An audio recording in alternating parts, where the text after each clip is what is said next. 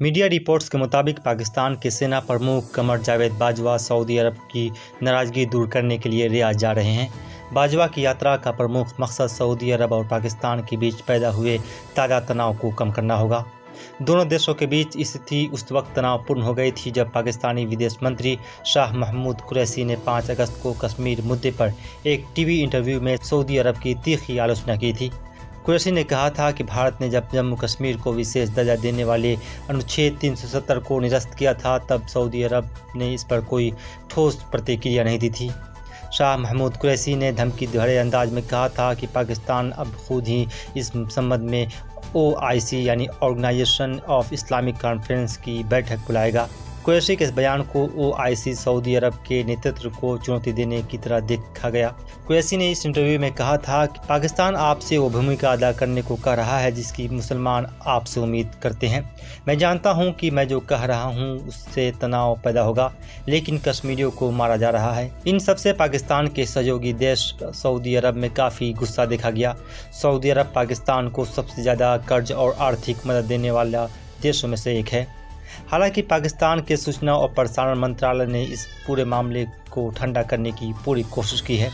पाकिस्तानी सूचना मंत्री शिबजी फराज ने 11 अगस्त को एक प्रेस ब्रीफिंग में कहा, सऊदी अरब मुश्किल वक्त में हमेशा पाकिस्तान के साथ खड़ा रहा है और हम इसके लिए उसका शुक्रगुजार हैं। अब सैन्य प्रमुख बाजवा का ये दौरा ये कोशिश करेगा कि ऐतिहासिक रूप से करीब रहे पाकिस्तान और सऊदी अरब के रिश्तों में आए तनाव को कुछ कम किया जा सके।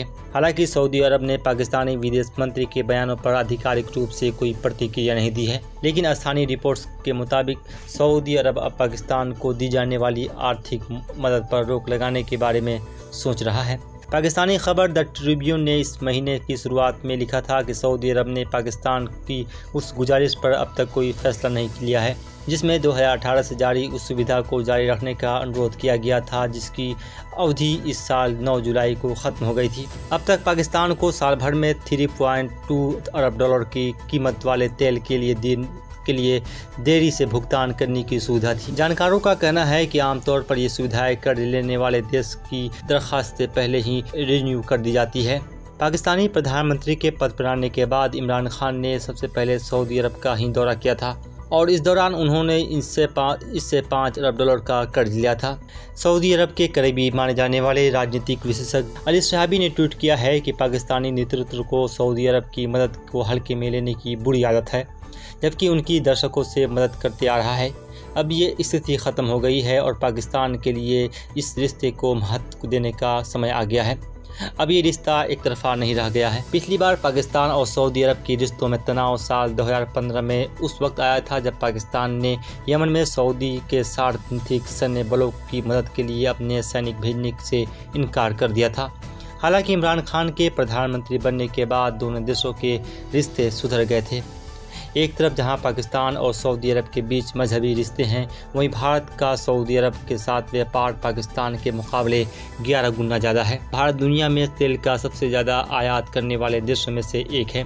इतना ही नहीं, सऊदी अरब की तेल कंपनी अरामको भारत की रिलायंस इंडस्ट्रीज में 15% हिस्सेदारी खरीदने की डील पर भी काम कर रही है।